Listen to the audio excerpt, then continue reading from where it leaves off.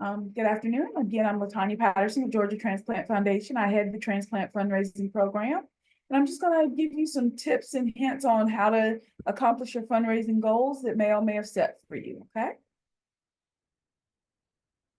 Feel free to jump in the chat with any questions. First and foremost, the transplant fundraising program is a program that helps you to prepare financially for the ongoing costs associated with your transplant. Most specifically, it's to help with prescription medication and insurance premium costs.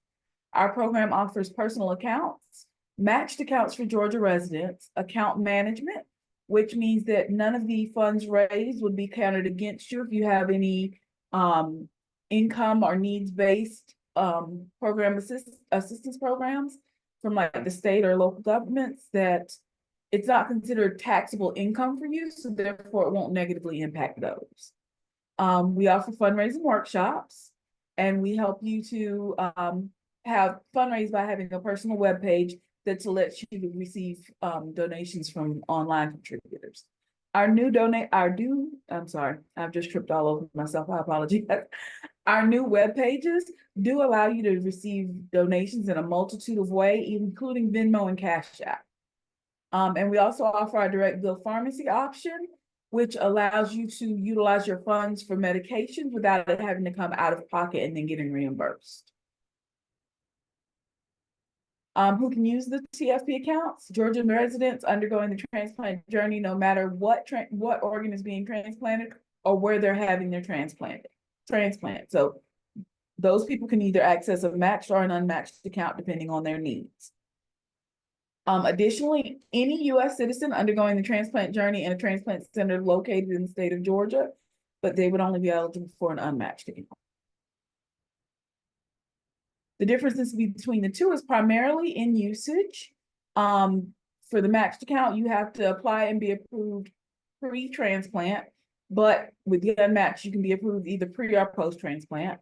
The matched account provides dollar for dollar match up to $10,000.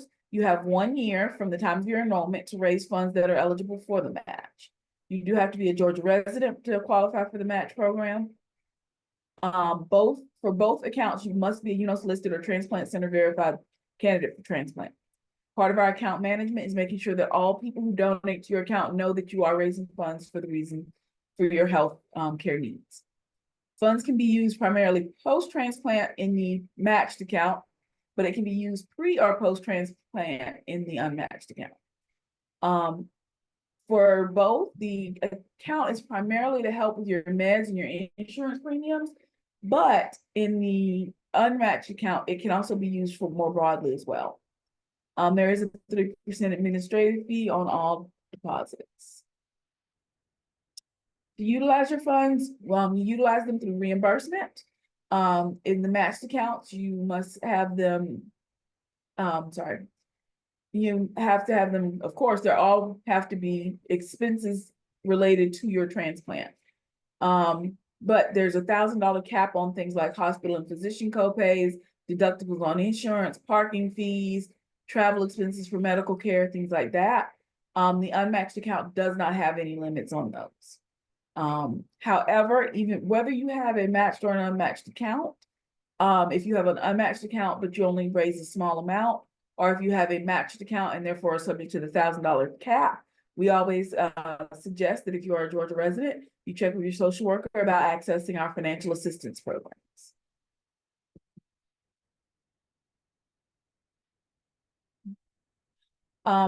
We offer online fundraising that gives you greater exposure. It gets your efforts in front of more people. It allows you to link to your social media and send the page to everyone you know. And most importantly, it allows those who want to help but cannot necessarily give to help by getting your page out there in front of more people by sharing it themselves and asking others to share. It allows your donors to give their way via Venmo, credit, debit cards, ACH, however they want to give, they can. And one of the things we found in fundraising is when you give people the power to decide how they are going to give, they are more likely to give and they are more likely to give more. Your GTS supported web pages allow you to tell your story to the world. It allows you to share your photos. It allows you to share information about any fundraising events, and it's perfect for any type of donation. We've tried to drill it down to 4 simple steps. Build a team to support you, learn to tell your story, develop an appeal letter, and if you're going to do this event, design an event that's perfect for you. Of course, step 1 is building your team. Most people always wonder, well, why do I need a team? First of all, you need a team because it's easier to ask on behalf of others than to ask for yourself. It broadens your circle of supporters. I come from a fairly big family, and we've all gone our separate ways. So now, instead of just, a small little network back home, there are 33 of us in my generation, and we live in 33 different places around the country. So that gives you 33 different spheres of influence, and that really broadens your circles of supporters. You want to choose people who don't live in your household, because the people who live in your household are doing everything you're doing, and your primary caregiver is actually Ginger Rogers to your Fred Astaire. They're doing everything you're doing, but backwards in 9 years. So you want to make sure you choose people who are close to you and invested in your success, but people who are not down in the trenches with you as much. And of course, you want to choose people who are reliable. We suggest that you have a team leader, a team treasurer, an appeal letter coordinator, your publicity coordinators, your special event coordinators, and your volunteers. If you are not an events person, you don't have to make yourself an events person. Thankfully, technology has gotten us to a place where you can do all your fundraising online. You can do Zoom events rather than in-person events. And I think those are a little easier if you're more introverted or don't really care for being out among people. If you choose to do a special event or 30, we had one gentleman who raised over $24,000 because his sisters did special events for him where they live. So you want to have someone who knows what everyone's doing, that's the coordinator, and then someone who handles each event. That way nobody takes on more than they can handle and nobody gets burned out. Ultimately, if you are doing events, you will also need volunteers. And possibly if you're doing the appeal letter, honestly, because you also want to send the appeal letter from many different people who know you so that you're getting it out to many different spheres of influence. You want to tell your story. You want to let people know who you are and remind them how they might know you. Make a connection with them. We had one gentleman who called me one day. He's like, I keep getting these cards from you telling me this person or that person or the other person is donated. I don't know who those people are. So I pulled the file and looked at the checks that they had been sent, and they all had a notation in the bottom that said class of 68. It was his graduating class. He'd been a Navy kid. He did not really know the people he graduated with because his dad had only been there for his senior year. So he had put in some random thing, and it got into the hands of his class's secretary, who put it in their newsletter. And because he was one of them, whether they remembered him or not, they felt that connection to him, so they sent what they could. You want to make those connections with people, remind them how they know you, and explain what type of transplant you need. Our board is filled with transplant doctors, and they hate Grey's Anatomy. They hate it with a fiery passion because they say it makes it seem like everybody goes to the hospital, we need a heart transplant or we need an emergency, and they make it seem like it's just so far outside of the realm of what actually happens in day to day. So you can use this as a chance to educate people. Let them know, oh yes, no, I need a kidney transplant, or I need a kidney and pancreas transplant, or I need a pancreas transplant. And you can explain to them why. Hey, I was a type 1 diabetic, and now I would really need these 2 organs transplanted in order to help me get back to a better state of life. If it's something like a liver, you can, establishing the cause of your need for transplant. A lot of liver patients ask me, well, should I tell people why I need a transplant?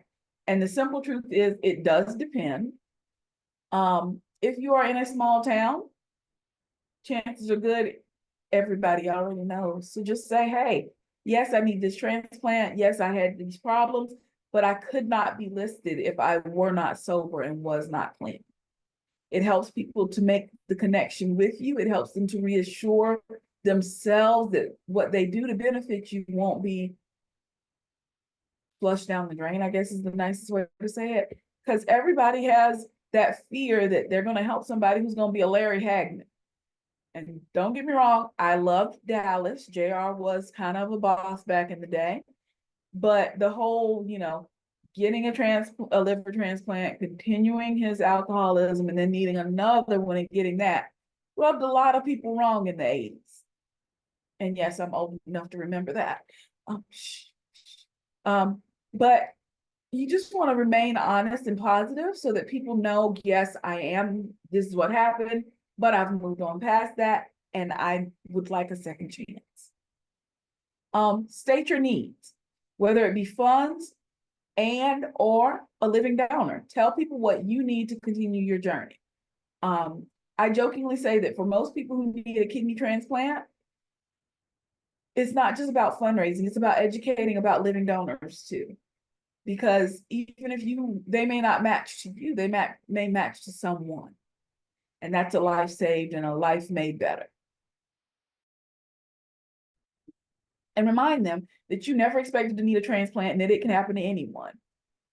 One of our faces from Hope from the 2019 TNT was a young lady who she grew up knowing she was going to have kidney problems. Her mother had kidney problems and everything else. And yet, one thing she said that stuck out to me was she said, even knowing that she was going to have kidney problems and that she did have kidney problems and everything else, when the doctor told her she needed a transplant, it felt like he had pulled a rug out from under her.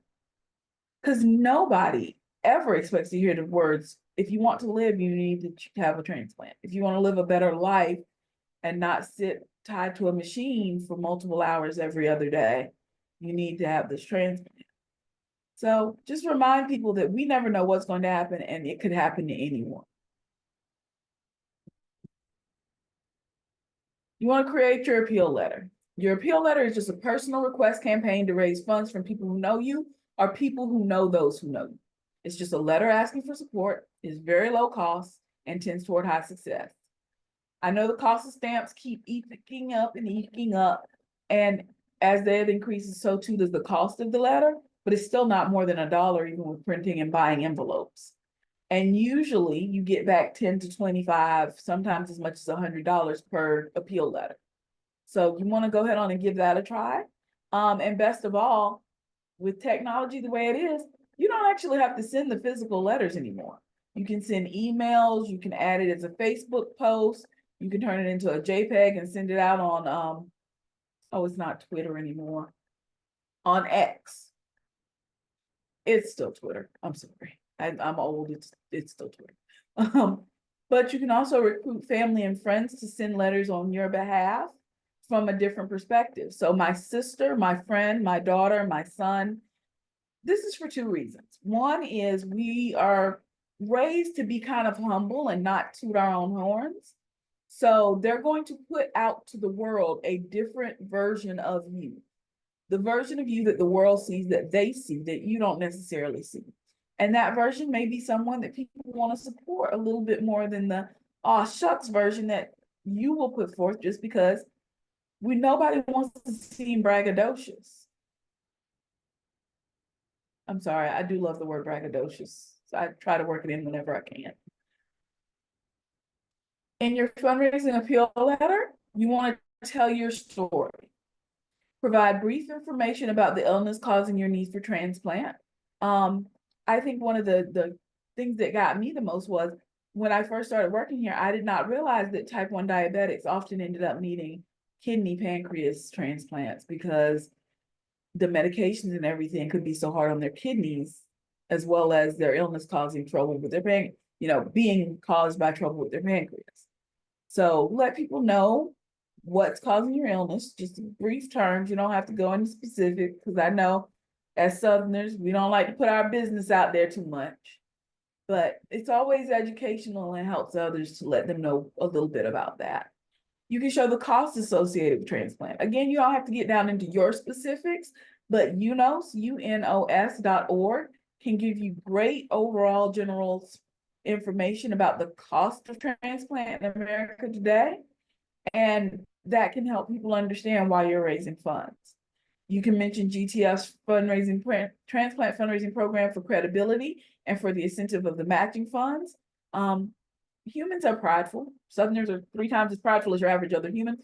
And we would rather think we're the Scrooge ever Scrooge and Scrooge McDuck, rather than tell you we're just broke. But if the person knows that the $5 they're actually giving is really 10, they are more likely to give that 5. You want to ask, so make a request for support. You want to provide directions for giving. I cannot stress this enough. Tell people how to give. Inevitably, when I do the welcome packets and send them out, when I start getting calls of, hey, I received this information from someone, but I don't know where to send this in. So you want to make sure you give the people directions on how to give. You can include a return addressed envelope, but this is not Bob Barker's Price is Right, Lord rest his soul. It doesn't have to be stamped. If people are going to give, they'll put the stamp on it, even though they cost too much entirely right now. But they will put the stamp on it themselves. And if they choose not to give, you've just wasted a stamp. So you can include a return addressed envelope if you send out a physical letter, but you don't have to stamp it. And use photos whenever, wherever possible. Now, there is a caveat to that. Photos with children and dogs work best. I have done fundraising in several states other than Georgia, and usually I would say children and pets. But Georgia is a particularly, I won't say rigid, that's the wrong word, but it's a very particular place. And apparently, I blame the bulldogs, but I don't think others to blame for this. But they really like their dogs here. So pictures of dogs will actually bring in more fundraising dollars than pictures of cats. It's a strange thing, but it's something we've noticed. So if you can borrow a friend's dog or a friend's child or a godchild or grandchild, so a picture of yourself with a dog or a child will always bring in a little bit more fundraising bucks. That being said, we also have the question of, do I include a picture of myself like I am now, or a picture of myself before I started dialysis? Because for some people, those pictures can be very different. And my suggestion is, if you know anybody who's decent with Photoshop and can turn those 2 pictures into 1 picture, something that shows them, I won't say the before and after, because that's not exactly what we're going for, but it allows them to remember you, even though your face may be slightly different now, or you may be thinner, or you may be heavier from the water retention. So you just want to give them the most of avenues to remember the connection to you. Because I will tell you this today, I got a request from a high school classmate on Facebook, and I had to go ask another friend who it was, because I was like, I don't recognize their face. And I am very good with faces.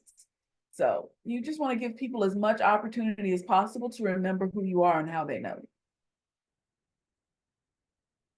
Here's an example of a brochure you can create with Microsoft Publisher. It is a trifold brochure. It tells her story. It tells how you can help. It includes pictures of her kids, and her husband. And it just tells all 3 ways to give. So you can give by mail by sending a check or money order to yourself. You can give by mail by having them send a check or money order directly into GTF. And you can always direct them to your webpage if you choose to have one, because that allows them the most control over how they give.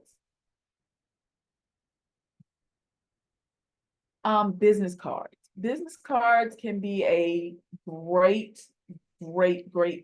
tool for fundraising.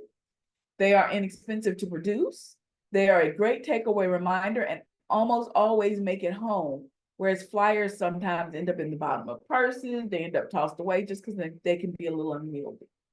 And it's a great way to use in any of your fundraising events. You can put it in church, you can send them out in the appeal letter, and they're readily available wherever you go. One of the reasons why I started doing the class when I first started working at GTF is because I am one of those people who, as my kids say, will talk to lettuce if it sits still long enough.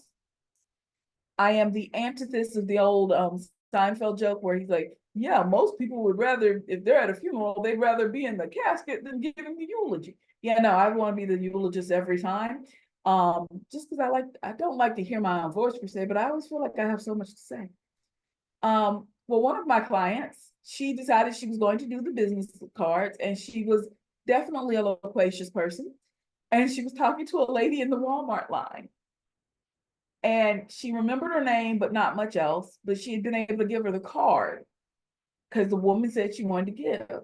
And she said when she got the notification that this random woman she had met in Walmart had actually given to her TFP account, she's literally, and I had never heard anybody say this in real life. She said the first words out of her mouth was, well, I'll be dipped in buttermilk. And I was like, that is so Southern. And I thought that was only a thing that existed on Andy Griffith. I did not know that was a thing anybody said in real life. And so I say that to say business cards are easily utilizable wherever you are, and they are cheap to produce. You can usually get them from Vistaprint for like really cheap. Here are some examples. This one gives all 3 ways to give. It even gives his home and cell number, which is probably a little more information than I would personally give, but it worked. When planning your fundraising efforts, there are 2 types of fundraising. You have your traditional, which is your event-based, and your non-traditional. Non-traditional or fundraising ideas that are not events, but help others, but involve others helping you to fundraise. So your appeal letter, your religious organization supported efforts, hat day, restaurant fund days, blessing calendars, anything that allows a group to help you fundraise without you having to do anything like plan an event. Your group fundraising is fundraising done by a group of people with whom you have a connection. These can still be organized via Zoom, Google Meet, FaceTime, and your fundraising can always be collected contact free through the website. Here's an example of the blessing calendar. It's just a quick and easy, fun way for a group to do fundraising together. You would print this out on a label, slap it on a brown paper bag, give it out before the month starts. I always use church as an example just because it's easiest for me, but you could do it even if you were like in a civic organization like the Lions Club or whatever. You give it out at the meeting before the month starts, and you take it up at the meeting after they've had it for a full month. So you wanna, and then they can just do fun things like give a nickel for every random or matchless sock in your drawer, give a dime for every phone call you answer. Millennials would not do well with that because they don't answer the phone. Oh wait, no, it's Gen Z I'm talking about. My daughter's generation, they don't answer the phone. They just text you and ask you what you wanted. Give a dime for every door in your house. I personally think we should be able to give a quarter for every door in our house and a dime for every book you own rather than the reverse. Because if I have to give a quarter for every book I own, I'm going broke real quick. But it's just a fun way people can always help you to fundraise in a fun manner that really takes a little of the sting out of what they're fundraising for. Because a lot of times people want to help, but it saddens them to know that you need the help. This is a way that can bring some levity to it. Additionally, I will say this, if you choose to do this type of fundraiser or you choose to do Save Your Change, Change a Life type of fundraiser, any credit union, even if you are not a member, the Coinstar machines in credit unions take less out in fees than the Coinstar machines in grocery stores. That is a tip from a fellow fundraiser who raised funds with us. Oh, good Lord, it was before the pandemic. I'm just realizing that 2019 was like 5 years ago.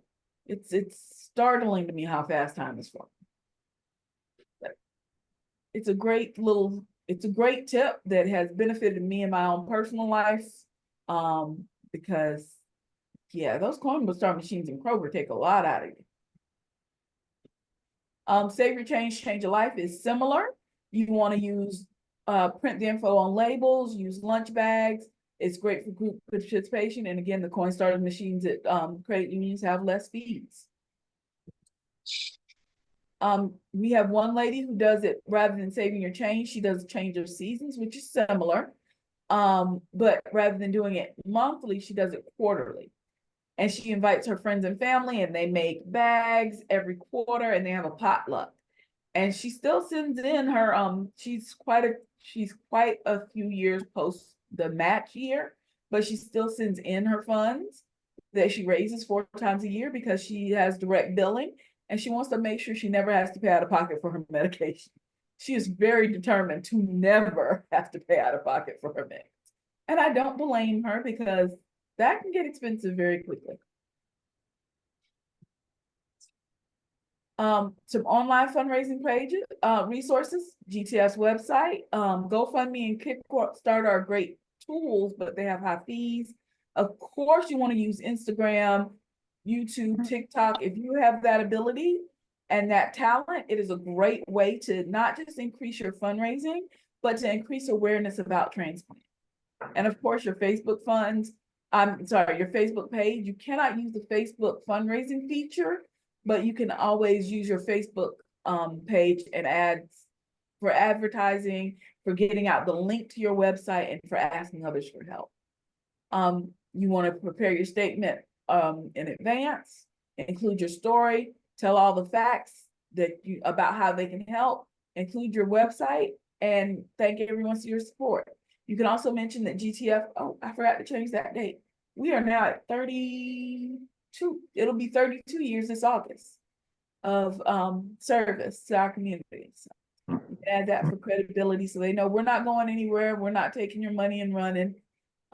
We have one lady, she enrolled in our program when it first started in 2007, and she just finished her funds during the pandemic. So she used her funds for 14 years. For free publicity, send your appeal, event, or your donation information to your local community newspaper or patch site. So, up here it's called, like, we have the Brookhaven Buzz, your Decatur Dispatch, things like that. And then I think almost every town has a patch website. Yeah, which is hilarious, because even though I have moved 6 hours away, I am still on the patch for Camden County, Georgia. Because I'm nosy and want to know. Storyboard. If you choose to have an event, your storyboard is an amazing resource. You can develop it in Word. It is literally 4 text boxes and a banner box at the top. You can use generic information available at unos.org for information on the cost of transplant. You can send out as a picture through all your social media and have your friends and family do the same. Just make sure you include how you want them to give or how they can give. And it explains, who you are and how and what transplant can cost.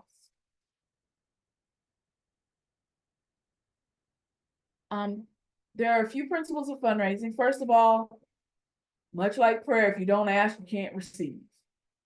Most people do want to help. Asking personally is best, and I'm not saying you have to go up and glad hand everybody and make like a politician. You can just, your appeal letter is asking,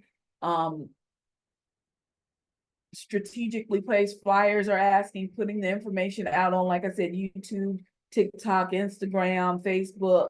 Just asking personally is best. You want to make sure you're talking about the transplant candidate.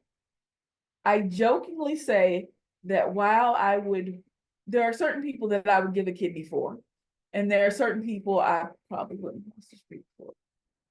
Like the Kardashians. I'm not sure why they're famous or rich. It's not fair. I don't think I would help them much.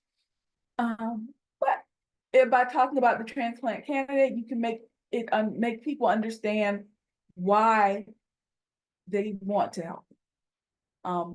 Involve your community. No man is an island is one of the truest things that has ever been stated ever. Even loners need someone sometimes. So just involve your community and thank everyone. There are 2 reasons you want to thank everybody. First and foremost is because if they do something to help you, whether it's contributing, volunteering, writing a letter, whatever it is, you want to make sure you thank them, because you should express gratitude, and because they're most likely to help again later if they feel like you're grateful. You can do it. It's not easy. I'm not going to tell you that, but it's not as hard as you think it is. You can definitely do it. And if you have any questions, you can email me or give me a call at my office in my direct line. The email is on the screen, tfp@gatransplant.org, which I'm stressing it's on the screen because I know I say it too fast. And my direct line is 678-514-1170. All right, does anybody have any questions?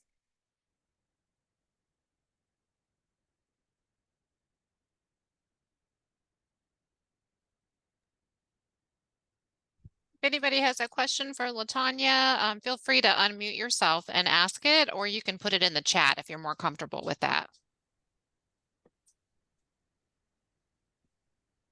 Unmute it and do that. No, we can hear you now. I know, you can unmute it and then ask the question. Hey, Tony, did you have a question? We can hear you. Oh, hi. We came in late. We couldn't get on the Zoom right away, so we missed most of the meeting. Is this going to be recorded so we can see it again? We are recording it, so hopefully it'll be viewable on our YouTube page later. So check back in a few weeks to that Mayo Clinic YouTube page, and we'll see if we can get it uploaded. Okay, great. Yeah. Okay, thank you. Sure. I have a question. Can you hear me? Yes, we can hear you, Sylvie. Okay, Go ahead. making sure. You're talking about Georgia. Okay, those of us that live in Florida, is there a program like this in Florida though? There is not, but there is a national organization, Help Hope Live, and its website is helphopelive.org. And they do have a fundraising program that is available, and you can use many of the same tools. Okay, so helphopelive.org. Yes. .org, yes. Okay, that's what I was looking at. Okay, I'll look into that. Thank you. No problem. Thanks for that question, Sylvie. Does anyone else have a question?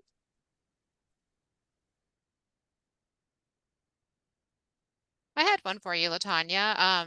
When you were talking about earlier in the presentation about the matched versus the unmatched accounts, I noticed, of course, the matched account, you really have to use that for medications, and a limited amount can be used for those insurance premiums. Are patients able to have both a matched and an unmatched account if they want to do some additional fundraising beyond what they're going to use for?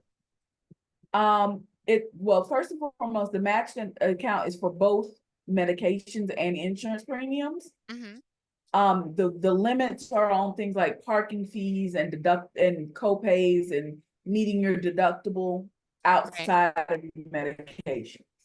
Okay. Yes, they can have a matched and an unmatched account. However, the caveat is to that is that you can only have both if you raise over the $10,000.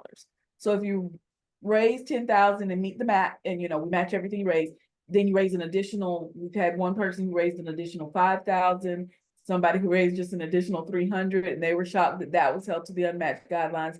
So they were really happy because that paid like a couple of the physician charges they had. Mm-hmm. But yes, anything you raise over $10,000 is then held to the unmatched guidelines. Gotcha.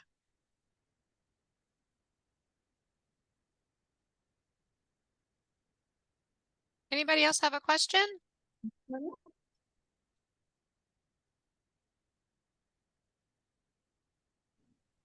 All right. I've been raising my own money, getting the money myself. So like I ain't really been trying to, do no fundraising because I've been getting the money myself. Like I had to depend on myself to get the money. So I got big platforms on social media because I'm a DJ and everything, but at the end of the day, I'm responsible for that money, to getting that money, and that's why I got the money now. So I took the responsibility on myself for getting that money.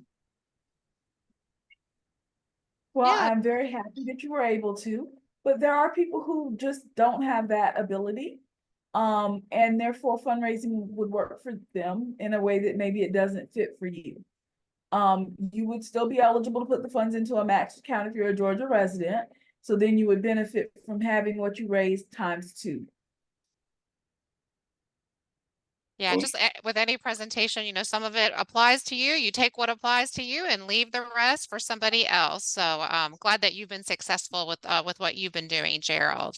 All right. And Is there any way that y'all can leave your information? Cause I'm actually driving. Cause when we started this meeting, I was just leaving out of the gym. Can you leave your information in my portal? The lady that did the meeting today from um, Georgia. you're talking about LaTonia's contact information. Yes. Is there any So way you can leave that in? Cause if I'm still driving. Cause I'm driving home. So Gerald, if you reply to the portal message, the invitation that I sent you, and let me know that you need that through the portal, then I will send that to you, okay? Okay. Thank you so much. Sure. Any other questions?